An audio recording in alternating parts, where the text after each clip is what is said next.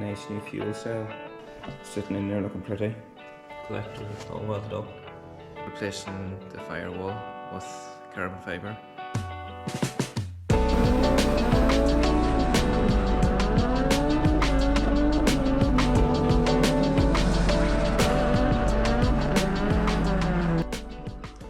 Hello everyone, welcome back to episode 2 of the Kulture Build. Firstly, I'd like to say a huge thank you to everyone who watched the first episode and all the positive feedback. I really wasn't expecting that, and here we have more Molly content. If wants to come on board as a tennis ball sponsorship, Molly would highly appreciate that, wouldn't you? Are you sitting? Good girl.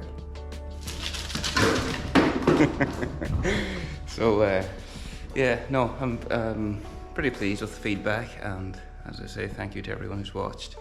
But I do need to ask for a favour.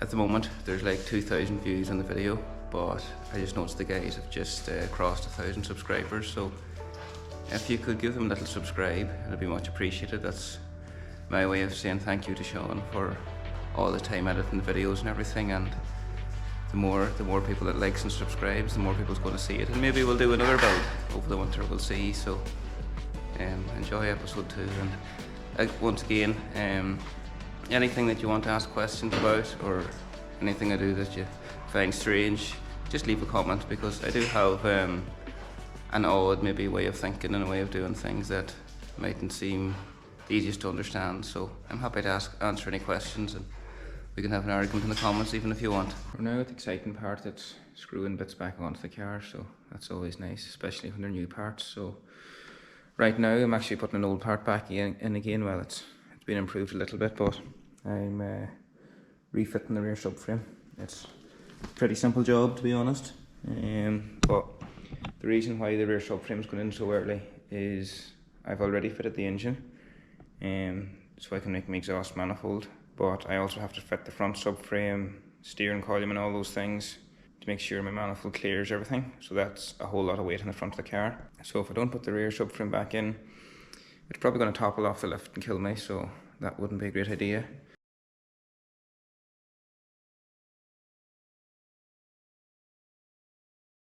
And when I'm down here at the rear of the car, I'll show you off this, which is my nice new fuel cell made by my mate Chris. This again is just, I guess, me being awkward, because there's many options from like nuke and radium and everything for an off-the-shelf fuel cell, but you don't need, in my opinion, the big huge rectangle one that radium do. I think it's like, maybe it's 45 or 50 litres, I forget now, but it's a shit ton of weight that's not needed, because in a drift car you only need enough fuel to burn 2 tyres, so a 1,000 horsepower car still won't burn any more than about 25 litres, so it's overkill. So then the other problem is the smaller iridium tank, or the nuke one for that matter, are square, which means I would have to put my radiator further back. And if you've been watching Drift Masters and seen what happened in Conor Falvey, when your radiator is too far back, it's not great either. We decided to come up with our own design, which is a new cell that takes a radium or nuke insert. It's 27 litres, which is the same as the small radium, but it's rectangular shaped, which means a lot more clearance to mount the radiator further forward. And it's also pretty cool as it mounts exactly in the same position as a Group D tank, which is what I had before. This obviously isn't finished because I'm going to get it powder coated black and everything, but this is just the first trial fit of it. Chris is actually going to make these and stock them, but mine is a little different, because you'll notice here there's cutouts for the cage. Obviously you can make it whatever way you need, but normally you wouldn't have that. It's just this had to be done specifically for my car to get the fuel tank as far forward as I wanted. And the tank is a little higher. It's this much higher than the Group D tank, and the reason for that is the depth of the radium sorter pot. It's not possible to make the tank any lower than that, so it is what it is. I haven't done anything yet with my fuel fill. I'm having a bit of a conflict as to how I want to do it. The radium quick fill setup is really nice. It's also super expensive. I don't know if I'm making up my own yet. I had already got an aluminium filler and stuff, because I initially had planned on keeping the Group D tank, but with the little bit extra power the car was going to make this year, I needed an extra fuel pump, and then I was getting very cluttered with extra fuel pumps and stuff at the back. So that was kind of the reason why I decided I needed to go the route where we have the pumps inside the tank. So that's kind of what's going on at the back. And then I also had an absolute nightmare with my radiator, which, as you can see, is sitting in front of where it's meant to be mounted. So I made my mounting brackets off my old radiator that I was using last year, because I didn't want to, it didn't really matter if I damaged it or whatever, because I wasn't reusing it. And then I ordered a new radiator, which came from a different supplier, but it's for above all things a Mark III Golf GTI. It just happens to be a good shape for what I want. And that was what was in the front of the car, and it was plenty good, so it's definitely going to be good in the back. But because I got the radiator from a different supplier, it's 7mm wider, which doesn't seem like much, but it's enough that it now doesn't fit between here and here. So now I have to go back and buy a third radiator off the same supplier as I bought the original one, which I'm a bit raging about, to be honest. And I'll go up front and I'll show off the engines. It's now mounted. I didn't record it because it's not really exciting or anything about that, but it's sitting in there looking pretty. These are my chassis mounts, so obviously a subframe's not fitted yet, so that means changing a rack or dropping a subframe for any reason is really easy. Done the gold tape on the bulkhead and the entire, if you can see, tunnel, because there's nothing more horrible than sitting in a car in the absolutely boiling on the start line or in the queue, especially like for IDC qualifying. You could be 45 minutes sitting out there. Like one of the last events, I was just so fed up with the heat. This was an RX-7, obviously it's worse with twin exhausts with a V8, but I was actually considering just giving up and going back to the pits because it was so hot. So hopefully this fixes it. Also, the other thing I have mounted is my new gear stick. I just couldn't wait to fit that because I'm very excited to have a proper gearbox for the first time ever. So yeah, I'll get the rear subframe all in and get the front in, and then we'll see, go from there. Today is exhaust manifold day. Honestly, I'm kind of regretting starting into this project. It would have been so much handier to bolt on something off the shelf, but now here we are. I have everything wrapped up as best I can, because inevitably I'm going to drop something and I'd end up chipping new paint. Intercooler is just sitting in there, just to give me an idea for clearance and stuff. And a couple of turbos and different bits here. So this was my manifold from last year, which I'm not using again for two reasons. One being its internal wastegate, so I'm switching to an external wastegate. Two, it's a T3 flange, so I had some problems with it blowing out gaskets and stuff, and just the V-band's just handier. And then three, the other probably main reason is it actually mounts the turbo quite high. It was initially designed to keep the turbo away from a power steering pump. I used to have an MR2 electric power steering pump down in there on the chassis leg. That's gone now.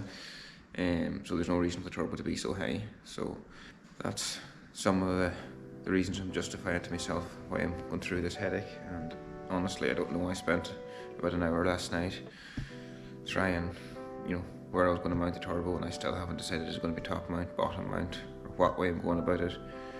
I'd really like to use fresh air anti-lag, but I honestly don't even know if there's going to be space because everything's quite tight in here, so we'll see how it goes. Now this is sort of step one. We have these little cone pieces. I squeeze in the base, make them sort of oval, fit into the exhaust manifold flange like that. And I have to do the V-band for the turbo, so I'm basically doing both ends and then joining the dots in the middle. And something to take note of if you're ever foolish enough to make your own K-Series manifold is that the flange isn't symmetrical. But if you don't have the VTEC solenoid bolted on, it'll fit either way, so you could end up making your manifold and having it done, and then realising that you kind of made an idiot of yourself. So I always mark the inside, so you can't make that mistake. The only difference is this hole and this hole isn't probably pretty obvious, you can see there, but I know people have got caught that way. And this is my fancy cast stainless collector from Welding. So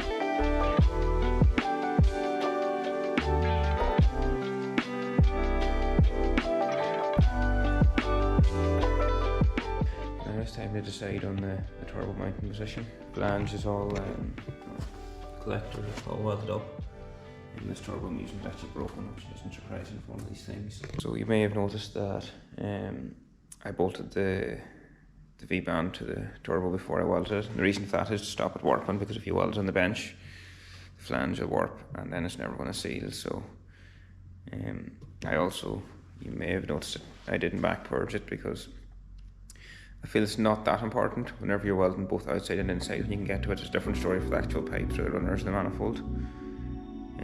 But trying to purge a collector ends up wasting a lot of gas, and I'm actually quite short on gas, so I'm kind of trying to spare it as best I can.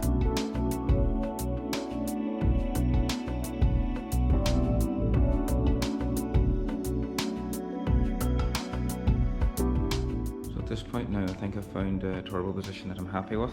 There's a lot of things kind of had to be taken into consideration, because there's things that you mightn't think of, like I want to be able to remove the engine without taking the manifold off. So depending on the manifold design, it could have actually, well, you not see it on the turbo side, on this side, it could have blocked the bolt. So that meant that I had to run the runner a different way than initially planned. The oil return on this engine is back through the front timing cover, so that determines how high the turbo can be mounted. If the turbo is too low, the oil won't drain back and it's going to get smoky, so that was a consideration. So right now I have kind of crudely just propped it up and it's sitting on a couple of blocks and stuff, and I think that is probably the best compromise.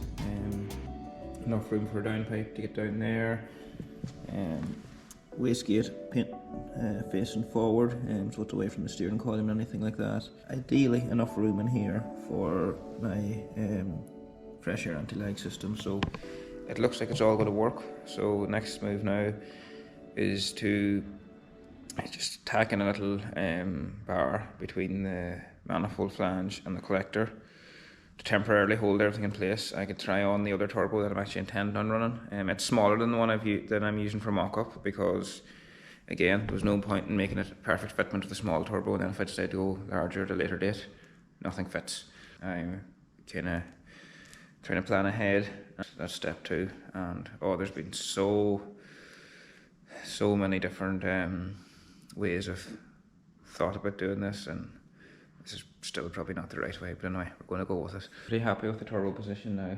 I've tried on the other turbo, the one that I'd likely actually be using, and obviously there's loads of space around it now, because I have done the turbo location with the larger turbo, so lot of room for activities. And this is what I've done here, just little bar, and that'll be chopped out at a later date, but that holds everything together now. So I just have to do the also difficult part of joining all the dots together. And what I am doing that many people might disagree with is I'm making the exhaust runners really long. So this may not be optimal for performance, but for me, with this car anyway, sound is more important. So generally, longer exhaust runners sound better. So that's what I'm going to try to do. And unfortunately, we're not going to know if it's a success or not for a while yet. But hopefully, it sounds as good as I think it's going to.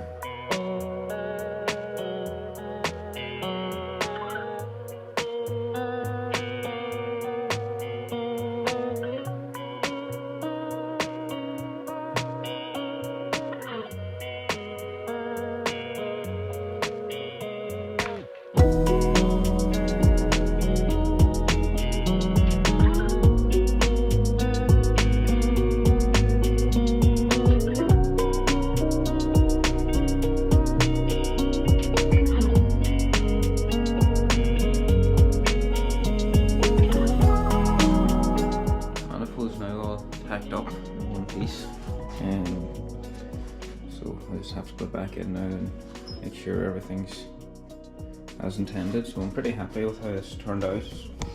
Running this runner down nice and low, so that gives lots of space for the down pipe to come down. Just worked out quite good. There's enough space in here to run the fresh air anti-lag system, so I'll actually go order that now, because I was afraid to order it because it wasn't going to fit. It was a bit too expensive just to be going over, and I wasn't too sure it was going to fit. So yeah, unfortunately then you have to basically break the manifold up again, well, the individual runners, and weld it all up and put it back together. But that's going to be tomorrow's job, because I think I've burnt myself enough times today. The next day. This now is how the manifold looks fitted on. I couldn't really be happier with how it turned out. Kind of managed to tick all the boxes. There's loads of clearance for the engine mount, that's not an issue. Space for antilag system in there. Don't pay any attention to the fact there's no room for an oil filter. I'm going to do an oil filter relocation and put it over there. This nice two holes over here, so it won't be an issue. And there's lots of room down in here now for the downpipe out, and wastegate will be mounted here roughly. I have to put like a little bit of 45 on so it doesn't hit the compressor housing turbo, and screamer straight down there, so that keeps the wastegate away from the heating at the back beside the downpipe. So I'm pretty happy with how it all worked out, and there's decent chassis clearance there. It's a little bit close to the shock tower here, but it's fine. So that's it now, is break it all up and weld it up, and one more thing ticked off the list. It's now time to break it all down and polish it up and start welding, so that's going to take a long time, so I'll probably do a time lapse or something. So some of the details that maybe I don't know if I did or didn't go into, but as well as the exhaust runners being a little bit longer than normal, they also go into the collector in a clockwise format in order with the firing order. So apparently that causes the exhaust gases to swirl through the collector and helps with sound.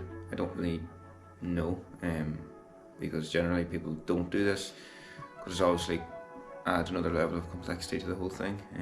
You know, it's difficult enough to get the manifold made and get all the runners the one length without having to do them in a spiral motion as well. So of course I had to be extra awkward about the thing, but I'm pretty happy it seems to have worked out.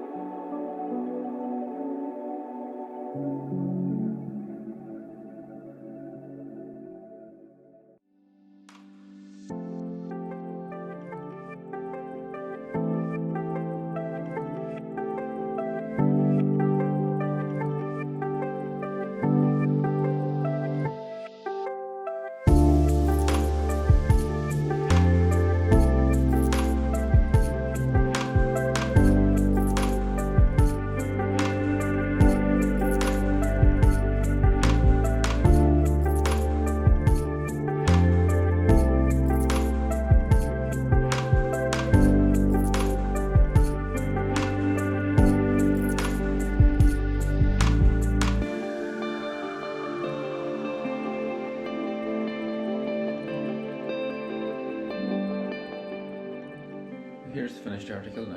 Well, I say finished, but it's not really, because I still haven't done the wastegate or the anti-lag stuff, but we'll call it finished for today. So well, I'm pretty happy with how it turned out. I've done a time lapse of the whole process. Realistically it took like 5 hours, but Obviously it's a lot shorter than that in video. It went pretty good. Probably the biggest issue I had was down up inside the collector. You can't really see there, but welding the last 2 pipes, I had to fight with them for ages, and I kind of made a mistake where I did the 2 outer runners first, and then the 2 inner ones last. So that meant that I was welding to the collector, you know, two runners at a time. And when I did the last 2 runners, I probably put the wrong one in first because it was really easy to weld. And then the very last one, I couldn't get out with the welding torch, so I had to fight with that. I probably lost 40-50 minutes fiddling around, cutting different tungstens and stuff and trying to make it fit in. But anyway, it's all together now, and I think it's a good enough job. I'm pretty happy with it, so I hope it sounds good.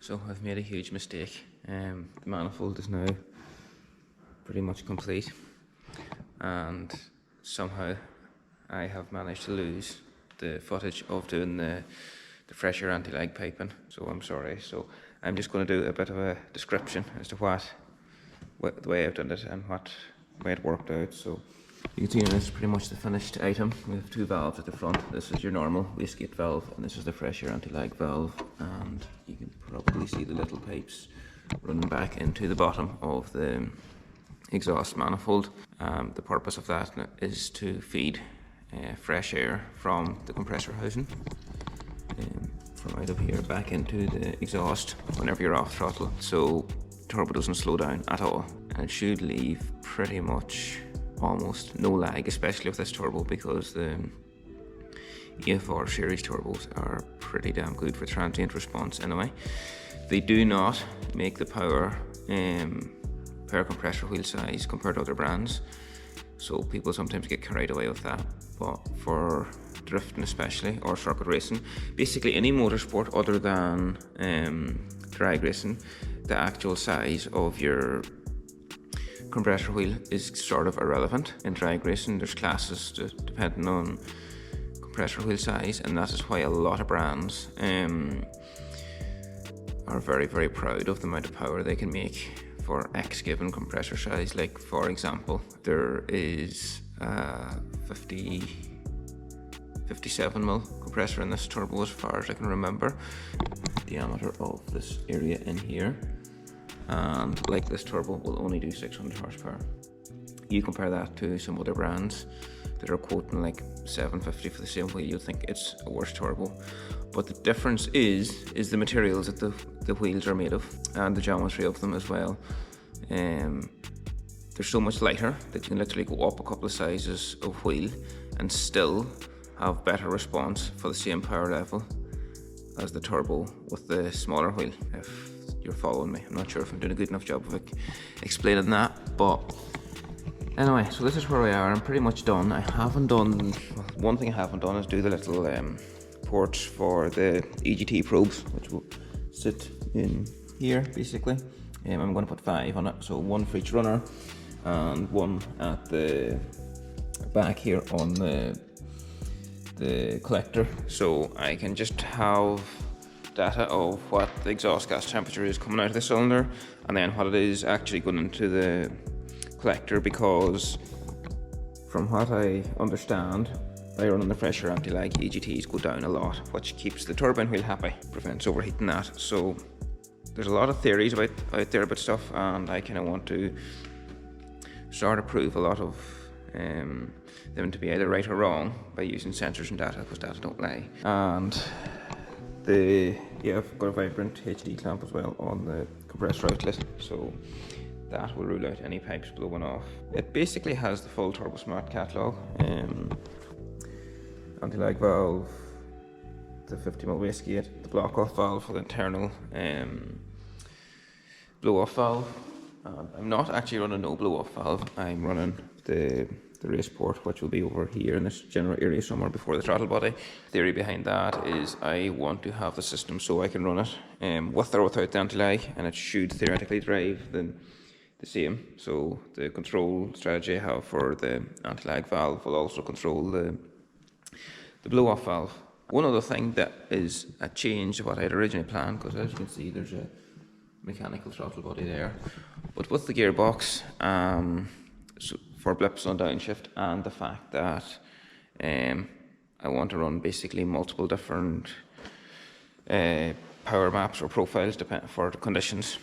Electric throttle kind of made a lot of sense, but then with K-Series engines especially, vibration is a huge issue, and electric throttle boys give trouble. So I've got this nice little billet flange, which will eventually go on my intercooler when it's all sorted, basically down here somewhere, and I will have basically a reverse throttle body. Throttle body's here, and got a nice billet adapter for that as well. So it's going to be mounted independent of the engine, so we shouldn't have any vibration issues. I'm actually waiting on an intercooler because, as you can see, this also doesn't fit this way. I wanted to make end tanks, custom end tanks that came out on the top, and that didn't really work out to plan. I got somebody to make me upside down, and I managed to make them upside down. But anyway, I have decided to order from Vibrant a new intercooler core and end tanks, because they do basically kit form end tanks that you can make your intercooler whichever way you want. So that obviously had to come from Canada, so hasn't came yet. So I don't mind, whenever it comes. So that will be next step. Sorry I lost all the footage for the fresher anti-lag system. I'll get Sean to pop in a few photos that I got during the process. It took quite a bit of time, but I think the results will pay off. And for the next video, there will be lots of carbon fibre stuff, because here's a small sneak peek. Paul at Profit Kits has been making lots of things for me, so we'll have updates soon.